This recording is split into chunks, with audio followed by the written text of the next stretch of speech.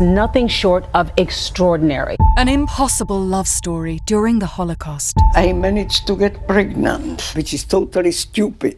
A pregnant woman was not a situation that was survivable. If you made a dozen movies out of this, nobody would believe them.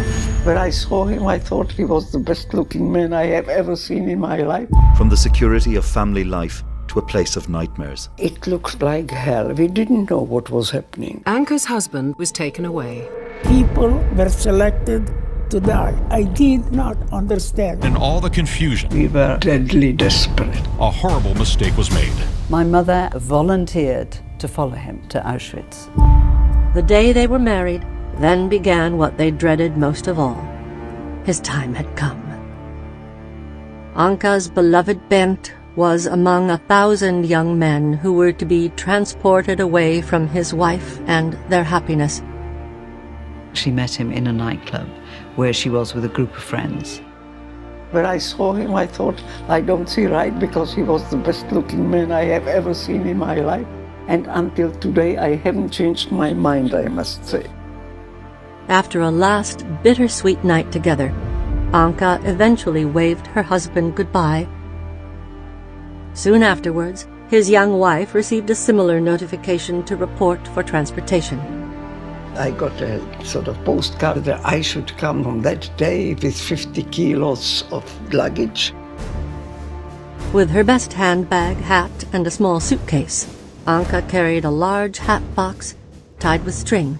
In it were 3 dozen of her maid's delicious, sugar-coated donuts. Bernd's favorite treat.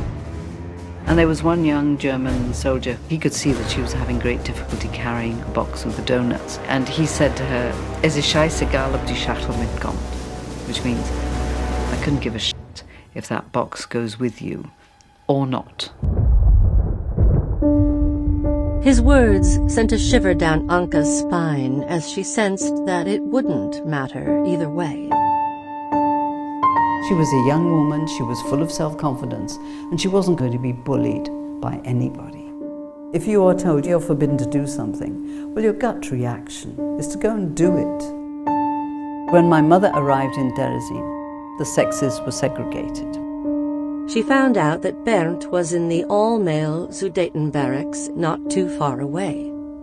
Later that night, she was reunited with Bernd, finally able to present him with donuts, which were by then stale and soggy.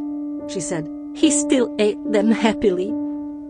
Nobody was allowed out of their barracks unless they had a signed permit or a police escort, but the couple still managed to find ways of meeting, by each discovering where the other would be working and making short, risky detours. They were able to spend a few clandestine moments together. Lying on a dirty mattress, itching from bites, the air around her unendurable, Anka could not help but recall the romantic candlelit nights she and Bernd used to enjoy in their Prague apartment. I managed to get pregnant. That was the biggest sin we could have committed, because there was segregation of sexes. My mother stayed in the same barracks as I did. She looked at me, how and where? She laughed, actually, because in all that misery she had a sense of humor. But to be Jewish and become pregnant under the Nazi regime was a serious crime. Without knowing that his wife was pregnant, Bernd was then marched to the rail spur on the fringes of the camp and loaded onto a crowded passenger train. My father was sent to Auschwitz. My mother actually volunteered to follow him the very next day. As they had survived 3 years up to that point, she thought, well, nothing could get any worse. Little did she know. Climbing up into crowded third-class passenger carriages, as the doors were locked behind them and the blinds pulled down, Anka tried not to panic and hoped that the journey taking her to her husband would not be too long. We saw the chimney spouting the smoke and fire and the smell. And it looked like hell. We didn't know what was happening there. Our heads were shaved and they took all our clothes and we were naked there. If they resisted, they would be shot. Anka had somehow managed to hold on to her plain wedding band and the engagement ring Bernd had given her, secreting it under her tongue or holding it in her fist. And we slowly were sent into a barrack where there were already other people. It was cold and windy and horrible. And a friend of mine who was standing next to me asked one of the girls who were there, "When will I see my parents?" And they all started laughing like mad, "You stupid cow," or God knows what not. "They are in the chimney by now." In that moment, you knew what was happening there. There was nothing to fill their bellies but stale, dry bread. There wasn't even a blade of grass to eat. Anka ached to be back in the arms of Bernd. Had Bernd, too, gone through this shocking phase of acclimatization when he'd arrived in Auschwitz a week earlier? Was he in a bunk somewhere on the other side of the camp, worrying about her the same way she was worrying about him? During those 6 months, she was becoming progressively more and more starved and more pregnant, which was very, very dangerous for her. At the end of March, the beginning of April of 1945, my mother was put on yet another train with no food and hardly any water. The train journey lasted 3 weeks. Anka was on the brink of starvation and by now was 9 months pregnant. I was getting thinner and thinner, but my stomach was getting bigger and bigger. Discovery of her condition would have meant her immediate return to the gas chambers. Finally, the train arrived at its destination. Mauthausen death camp. At this very moment, Anka went into labor. When my mother saw the name, Mauthausen, at the station, the shock was so great that she thinks it provoked the onset of her labor. And she started to give birth to me on that coal truck. We went up the hill and I was sort of starting to give birth to the child. And there they stopped just before the opening of the main doors of Mauthausen. And there I had to climb down from that wagon and nobody helped me. I was sitting up and my baby started to come, she said. Anka screamed but then stopped herself because of the proximity of the SS. And there was another Nazi officer who saw that she was in the midst of child labor, and he said to her, "Du kannst weiter schreien," which means you can carry on screaming. She was screaming not only because she was in labor, but because she thought this was her very last minute on this earth. She thought she was about to die. Convulsed with pain and convinced those were to be her final minutes on Earth, she raged freely. Anka finally gave birth. Despite all the odds, Anka's baby had made it into the world, but at the worst possible moment. I had only one fear, that the baby wouldn't survive, she said. Within those walls, she feared there would be no possible escape. Anka and her newborn baby were on their way to the gas chambers of Mauthausen. But then, a miracle. On the 28th of April 1945, the Germans had run out of gas for the gas chamber. My birthday is the 29th. A few days after my birth, the American Army liberated the camp. Anka was free at last.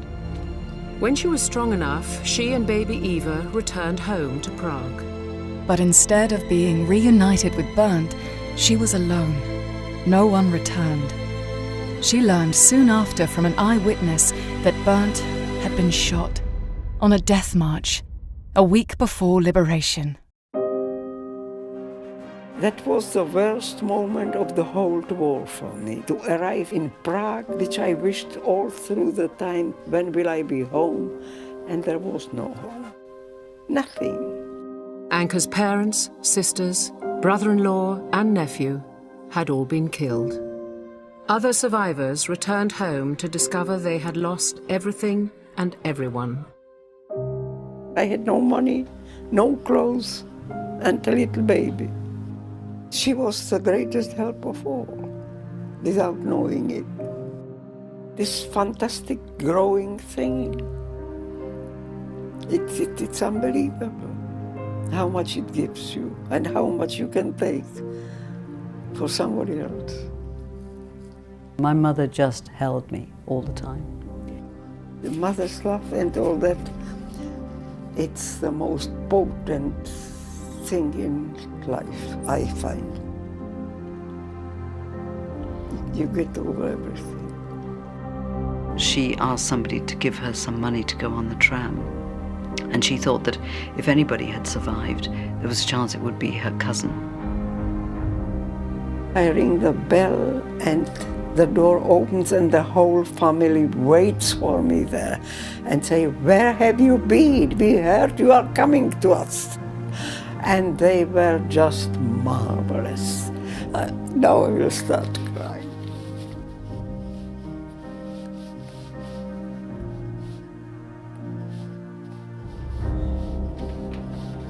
My God. My aunt had even heard that my mother had survived and that incredibly she had a baby. My mother asked, please could we stay for a few days to recover? And the few days ran to 3.5 years, and it was just, I found a new family. Against all odds, she survived her tragic past. For years, she was holding on to hope. Hope that she wouldn't get sick or lose her baby. Hope that she would make it out of there alive. I perhaps am the only person, idiotic as I am, who thought that I would get through it and I will come home. Never doubted it. And seeing all these people going in the gas every day, being pregnant and the baby, I knew I was coming home, which is totally stupid. But I lived with this idea.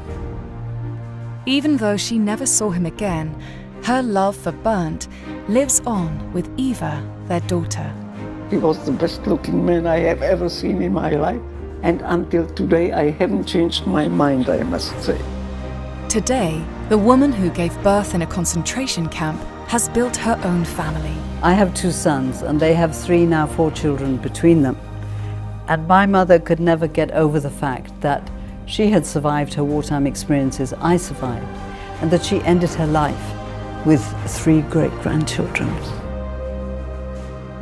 Anka has taught us that no matter what happens, we must never lose hope. Everything was moving very fast. And my childish curiosity, I looked around trying to figure out what on earth is this place.